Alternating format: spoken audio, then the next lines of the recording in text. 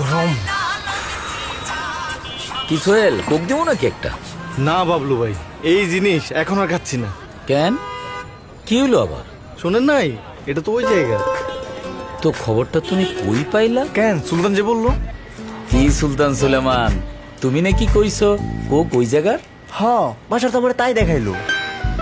সোহেল বলে সুলতান, সুলতান বলে বাসার, আর বাসার বলে আকাশে দেখছিলা।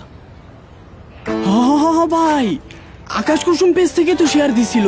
আরে মিয়ারা, কোক মোটেও ওই জায়গার না।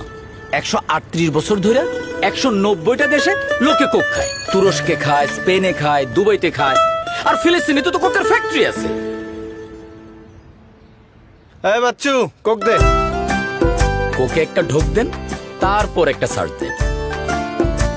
গত 62 বছর ধরে আমাদের আবেগে স্মৃতিতে মিশে আছে কোক। এই তো আমাদের কোক।